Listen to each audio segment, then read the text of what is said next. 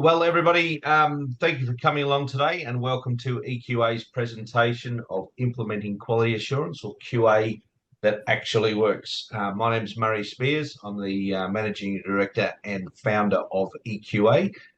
We've been going about 20 odd years now. Later in the presentation, I'll be introducing one of our clients, Stephen Downs from Strategic Project Solutions, who'll talk about his experience with QA and working with EQA, and also Trevor Powell from Ultra Dynamics. Both are clients of ours and both at different stages in the quality assurance journey. So why am I talking to you today about this? At EQA, we believe that we must make quality assurance work for your business. It's not about addressing the requirements of the standard and looking pretty.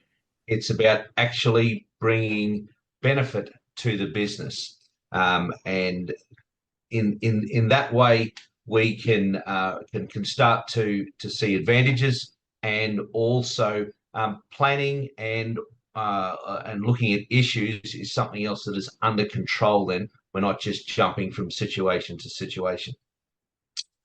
The reason I'm talking to you about this today and on other occasions is that the Queensland government is going to be spending a lot of money in the next 10 to 15 years in southeast Queensland, central Queensland, and also far north Queensland, in the likes of infrastructure, water, hydrogen, training, and of course we've got the Olympics coming up.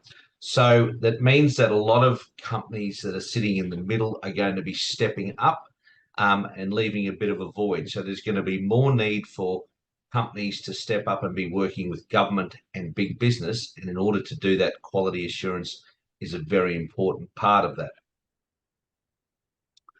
that. So just having a look around, if we can just see who has not been involved before in quality assurance or done any quality assurance work. Do we have anyone in that category here today? Who has not, or who has? Yeah. Yeah. I have. But yeah. You have, right? Good. Yep. And Chris as well, and obviously, well, Stephen and Trevor also have their have involvement too, which is good. Okay, so what we're basing the quality assurance in the presentation today is Queensland government has a fit to supply requirement, and this is just about the same across every government department and working with big business as well. If you're looking on the left-hand side there of this table, you see there's staff capability, management systems, market ready, and partnerships. These are the categories that must be addressed. And if you see in the next column over, ISO 9001 and quality assurance addresses these requirements in a fairly succinct way, that can prove that you're doing the right thing to these government departments and also big business. You'll also see the columns beside that ISO 14001, which is environmental management, and ISO 45001, which is occupational health and safety. They're also management systems that will help to show the capability and the fact that you are the right people to deal with. So as we are going through, that didn't work.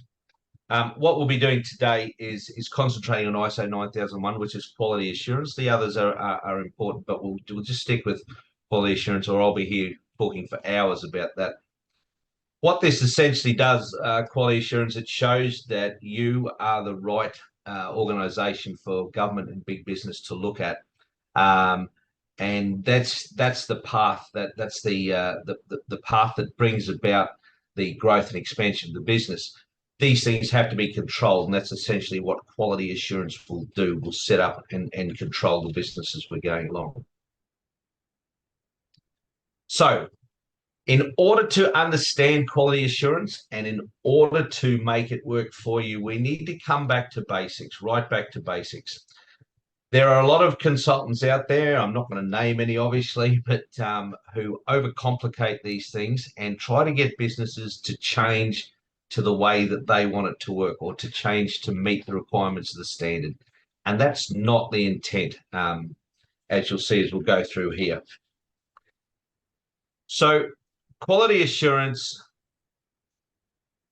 is very simply a method to assure the quality of the product or service that you provide.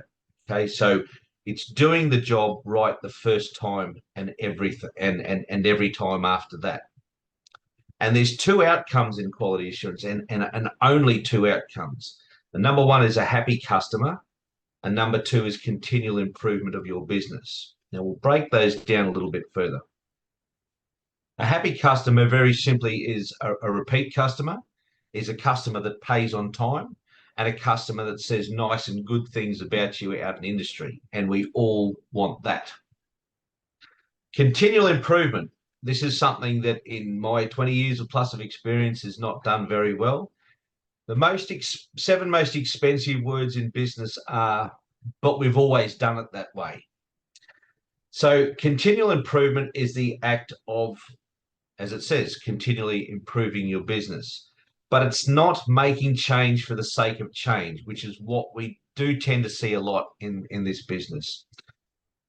Continual improvement is instead the act where you stop, you take one or two steps back, and you look at a task or an activity or a process, and you ask yourself one question: is this the best way to do this right now? Majority of times, the answer is going to be yes.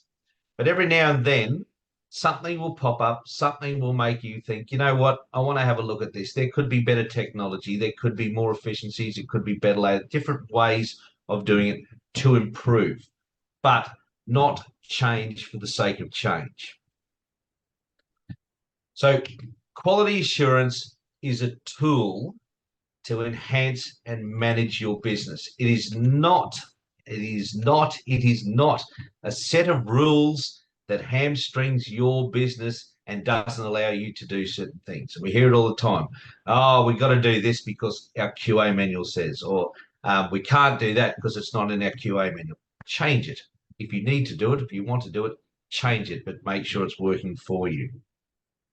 So when it comes to implementing quality management systems, there's two steps and only two steps. First is document what you do, how you do business. Ignore the standard, ignore everything. What do you do and why do you do it that way? Once you've done that, take the standard and twist it and turn it and make it fit into your business. Never change your business to suit the standard. That was not the intent of the standard at all. Now, I'll give you a couple of examples of what we've done and how we've done it with some clients. We had a transport company in Western Australia many years ago who rang us up and said, we've got 14 months to be certified for ISO 9001. There's a tender coming up in 2 months' time that we know it's too late to do, but we want to be well ahead of the game for next year's. So I hopped on a plane and went to Perth, and we managed to get these guys certified within 2 weeks. That's the quickest we've ever done it. And that happened because, number one, we documented exactly what they did in their business. So they knew and understood what their system was about. We then took the standard and we made the standard fit into their business. So we didn't change what they did or how they acted. So when the auditor turned up, it was business as usual for these guys. They just went straight ahead. So what it meant was their investment in EQA turned a $1.2 million contract that was going to happen in 14 months into a $2.4 million contract over 2 years. And subsequently, they've been able to keep it since then. So by not changing your business, the quality assurance process, number one, works better and also is more efficient to implement into your business. Another way that it's helped clients, we have a solar installation company in Brisbane who was purely concentrating on the residential market. The directors realised that it's becoming a very muddied market. There's a lot of players and it would seem to be a race to the bottom. So we implemented quality assurance and workplace health and safety and environmental management for them. And what this did is it shored up their procedures and processes and their inspections and checks so that they knew they were doing the right thing and they did it before they expanded. But what it meant was they could also go for government and also big business. So essentially, they doubled their customer base. Now they have the right mix of customers in order to make sure that the business is running at its most efficient at all times. No matter what happens in the market, they can concentrate on government and or commercial and or residential and keep their business viable at all times. As I was talking about continual improvement before, the 7 most expensive words in business, but we've always done it that way. We have a client who is a macadamia nut farmer down in northern New South Wales, and the boss walked in one day yelling, screaming, swearing, unhappy at the world because there just weren't enough hours in the day. So I said, well, stop your whinging. What is it? What's wrong? He said, I have to go out to the warehouse and I have to do 2 jobs every morning and every afternoon and make sure they're done properly. So I said, right, humour me, tell me what you do. And I wrote down the steps of what he did. We went out to the warehouse, I grabbed the supervisor. I said, these are 2 tasks. Do you know how to do these? He looked at him, he said, yes, I've seen the boss do them every morning and afternoon. I said, right, they're now your jobs. So as I'm walking back to the office with the boss, I said, what sort of time do you spend doing that? He said, it's not that much. He said, it's probably 15 minutes in the morning, 15 minutes in the afternoon. I said, okay, again, humour me. You've now saved 30 minutes. I want you to take 10 minutes of that time every single day, stand in your factory and watch. No mobile phone, don't talk to anyone, just watch and see if there's something that's not quite right. It took a bit of time. 6 months later, I was down there and he said, come and have a look at this. And he'd put an extra conveyor belt on one of his lines and he'd employed another 4 people, 2 in the morning and 2 in the afternoon. What he'd realized sitting there and watching his business and not thinking of anything, there was a lot of kernel and viable product that was going out on the waste line. So he extended the conveyor. He employed, as I said, 2 people morning and afternoon. They picked out the viable product. And after all was said and done, he put an extra $189,000 a year on his bottom line. Now, that's the benefit of continual improvement. You're not going to win every single time, but if you get into that routine and look and watch without thinking or without prejudgment, you will eventually find things that will help and start to bring your business along. Does anyone have any questions on that at the moment or anything that's not quite right? It's good. All right. We'll just touch on ESG. ESG is something that has come up a lot in the news through industry and that, and it is something again that's being a little bit muddied, a little bit mystified, and I've done a fair bit of research into it. This is actually ESG started in the 1960s and was all part of the social and cultural revolution or the hippie movement, whichever way you want to look at it. And ESG is called ESG for a very good reason. It's in the order of priority. E is for environment, S is for social responsibility, and G is for governance. What that means is we need to look after the environment in order to keep the planet right, farming right, the world right. Social responsibility, we need to understand who we're working with, the people. We need to be kind and nice to people. Why you have to be told that, I don't know. And that leads to G, governance, which is your minimum rules that are set in order to make sure the environment is looked after and people are looked after. Now, it sounds a bit wishy-washy, and it has been hijacked with everyone coming out saying they're going to be net zero and all sorts of, my own opinion, fanciful crap that is not attainable at all. And what it does, it actually takes away from the focus. We've had a number of clients who have been asked, not too many people are doing it for themselves at this stage, but a lot have been asked, we need to do something in the ESG space, what do we do? We're saying that you need to start small. The first thing with any change is benchmark. Work out how much electricity you are using, work out how much fuel you are using, work out how much waste you are using. If you don't have vehicles, don't worry about fuel. If you're not producing anything, don't worry about waste. But those three areas, start there. How much electricity, how much fuel, how much waste? And let's look to reduce that by 1% over the next 6 months. Simple as that. Or 10% over the next 12 months. So you know where you are, you know where you want to go to, and you can put some things in place. Test, measure, repeat. The beauty of this is if everybody does their own thing, it doesn't matter what's going on. Trevor, if you look and you can reduce your energy, your electricity, fuel, and wastage by 20%, and Stephen, you look at yours and you can reduce it by 2%, it is absolutely irrelevant what either of you are doing, but both of you are moving in the right direction.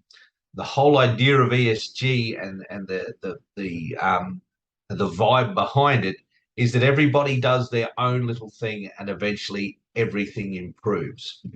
So that's where I'll leave the actual doing of ESG, because it can get a little bit we've had some what are they called, heated discussions, one should say, when it comes to this, the naysayers and the lovers of the environment. So I won't go any further than that, other than to say ESG, as I said, came around in the 60s in the US, and it was driven by the financial sector, where people were coming to banks and saying, you're investing in tobacco, which is killing people, and later on, you're investing in companies that are associated with apartheid in South Africa.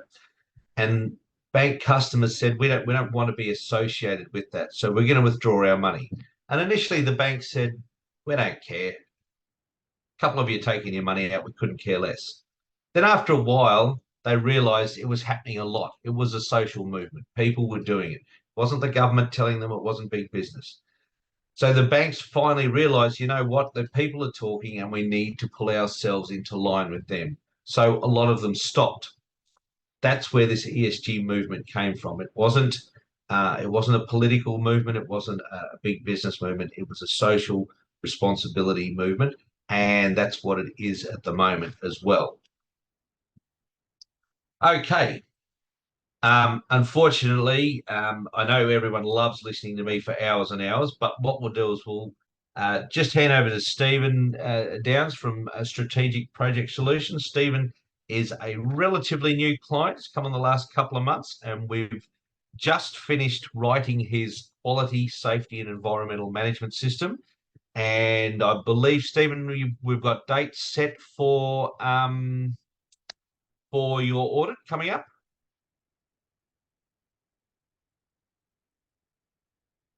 Yes, no.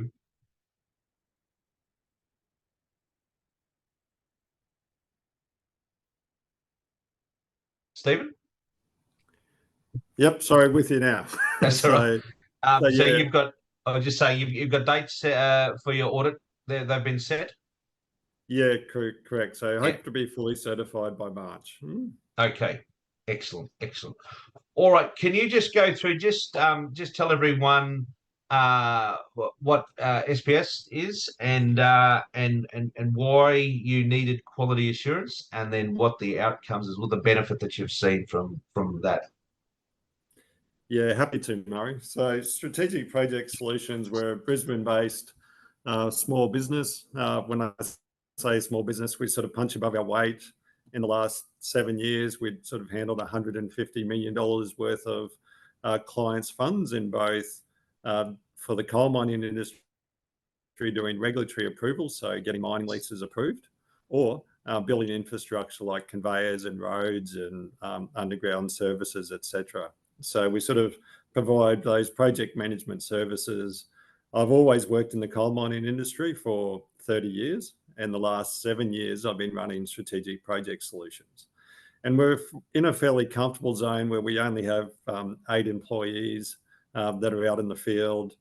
We sort of have our existing clients and sort of repetition type work with those clients of new projects and not needing to tender, and sort of winning value with our clients and then sort of getting repeat work.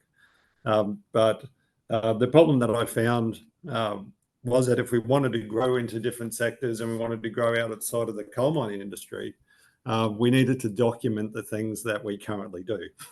And having existing employees that have been working for 5 years, and we sort of know each other's strengths and weaknesses, and we know what to do, but we didn't have all of our processes written down. And to start to have a look at outside of SBS's normal client base, i.e. we wanted to target government, critical minerals, be part of the Queensland Big Spend coming up, and be a Queensland business that is looking to step up and support that type of industry coming through. We know that we had to have this in place. So it started for me by going to the Regatta Hotel for a morning coffee invitation from Jeremy Fisher from Southpac and Murray from EQA to come and see what this QA systems was about and how to get through it. And I obviously knew the QA systems were there, but from my own perspective, I always thought it was going to be harder to work through. And we never really, because we've been busy for the last 7 years, we've had non-stop work. It was finding the time to actually tackle that problem, as opposed to just have our QA in place to do our normal QA for infrastructure or our normal QA for regulatory approvals. So I went along to a coffee, met both Murray and Jeremy, and they helped to demystify this a little bit for me. I think we signed up pretty fast after that. Yeah. And what I would say is, and that was pretty much from August, or midway through August of this year. And what I would say is they very quickly, I got a great person from Murray to work with us called Andrew that came and worked through us. And what Murray sort of talked about there is how we've gone through the QA process, where Andrew came in, he understood to understand our business first, understand how we do things, how we document things now, and then look to see what we would need to do to match the requirements to get both quality, environment, and health and safety ISO certifications. And at no point in time would I say that things were raised to be, you just have to do this to meet the qualifications. It was more, you do this process anyway, but you just haven't documented it. Yeah. So, and I would say the stuff that we've had to document has actually added value in the fact that as we're moving to more employees and starting to grow, I can't rely on the fact that people just know what things going on. And a trap being a founder and a director of a company is that sometimes I have too much in my head as opposed to sharing into those right spots, which is what you should do. And not just for the ISO certifications, but you should do in relation to your entire team knowing more about the business. Right? And that's what some of the processes are in relation to the QA process, is about, documenting your month end, having a 6-monthly review, looking for those continuous improvement aspects. So with our existing clients, we knew that they already knew the quality that we do, but to go into a new sector, we didn't think that we'd be able to compete with other parties without having this certification in place. So it definitely was scary to begin with, but after the coffee at the Regatta Hotel, I sort of got confidence it wasn't going to be a scary process. And I'd say how Murray has explained it really is how EQA has approached that with us, and been able to get us to a system now where we can we grow. The current position that we're in now, we have 2 clients now outside of the coal mine industry. In the last 7 years, we've had no clients outside of the coal mining industry. So we've got a renewable energy client at the moment now, and part of that process of getting on board was letting them know that we are, getting through this process at the moment. So that's a first for us from that perspective outside of the coal mining industry. And we also have a waste gas company to power that we're working with. So we have two good clients now that have kicked us off with work. So we've been able to reset our business, start to get some other sector exposure.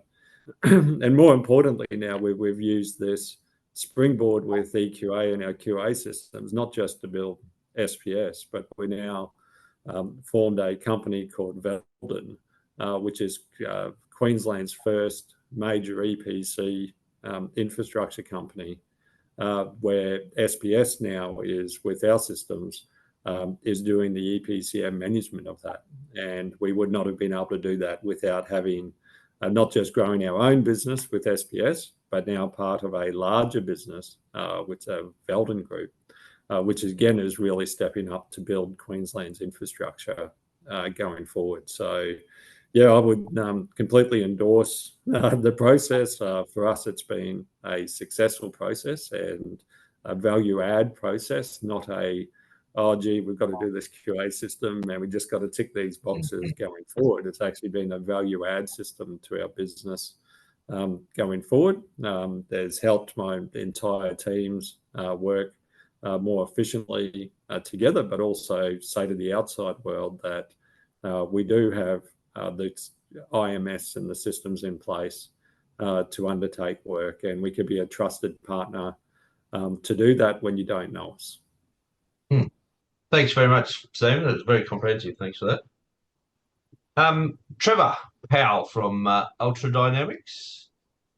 We started work 4 years ago, Trevor. We started this process. Goodness me, time flies. Yes. It does. It does. It does. Yes. Yes.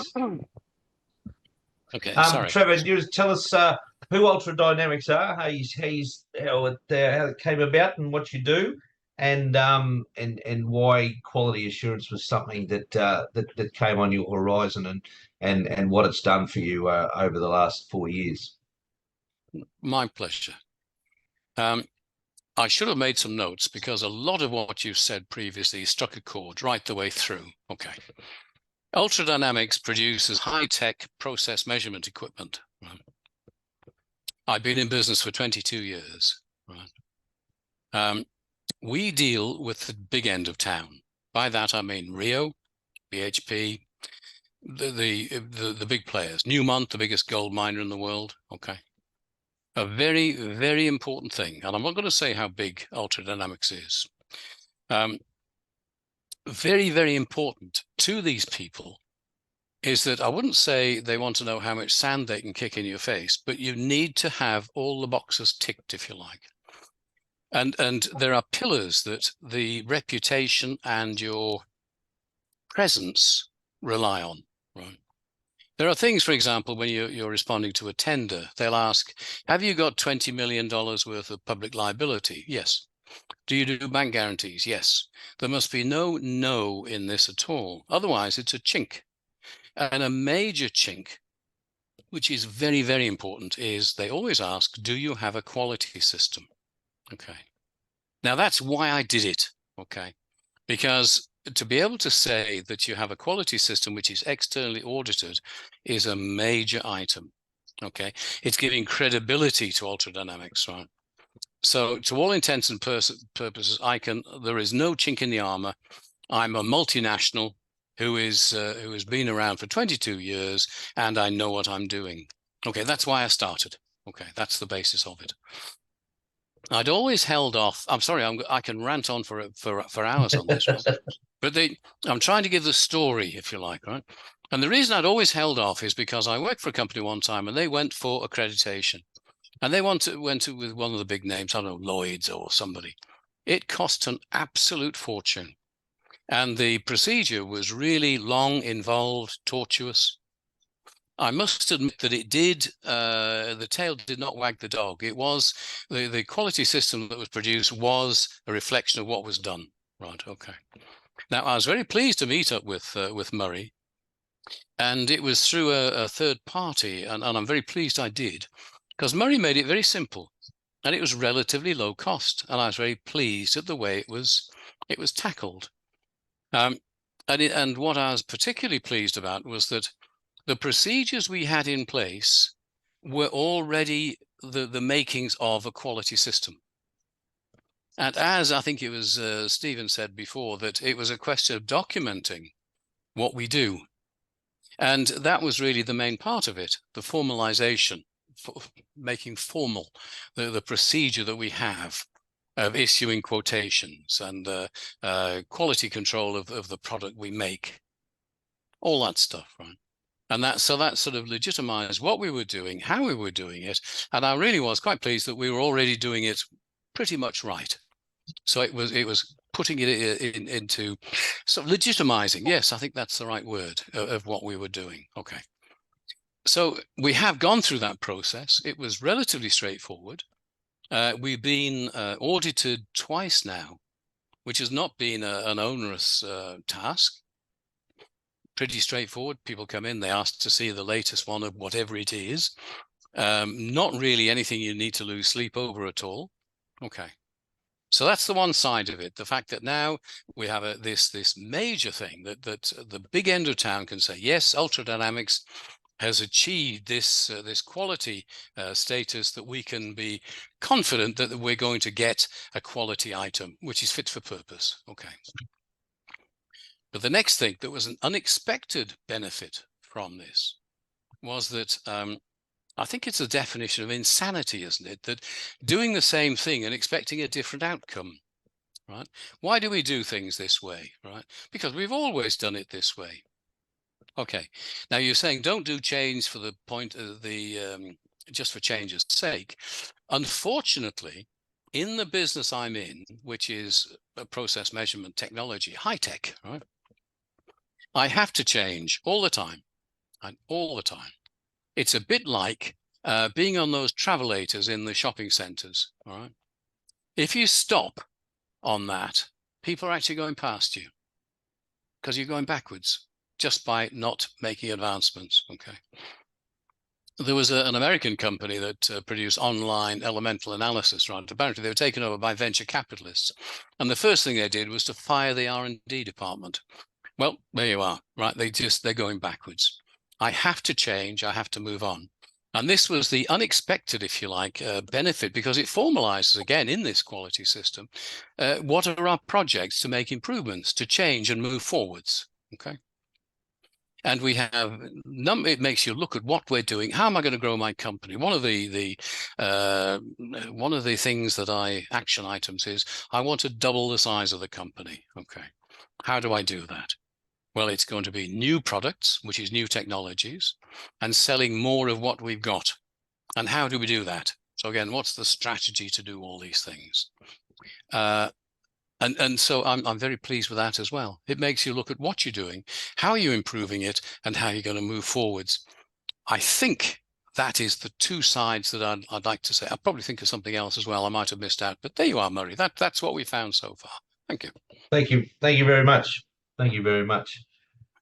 So yeah, as you can see, there's a difference in both of those, but yet the same in both of those stories. So thank you very much, Stephen and Trevor. Appreciate that. Okay, just a final recap as we're going through from the wrap up, and then we'll open up to a bit of Q&A if required. So one of the reasons we're doing this is 9001 is becoming a requirement, as both Trevor and Stephen have said, for working government and big business, and that's what we want to get from our quality assurance. ISO 9001, again, it gives you peace of mind that you are reputable and you are the right choice. It's not a license to print money at all. And quality assurance is there to enhance, not to change the way you do business. That's exceptionally important. So ISO 9001 certification being the end of that is the key. As I said, it's not a license to print money. It is the key that opens doors that you currently can't open yourself, and that's the benefit that needs to come to the company. So the next step from here, we are offering for people who have attended this a free health check, which is just a 20-minute call with me to ask whatever questions that you want in about quality assurance, maybe gauge where you are at the moment. As Trevor said, you're finding that, and Stephen also alluded to as well,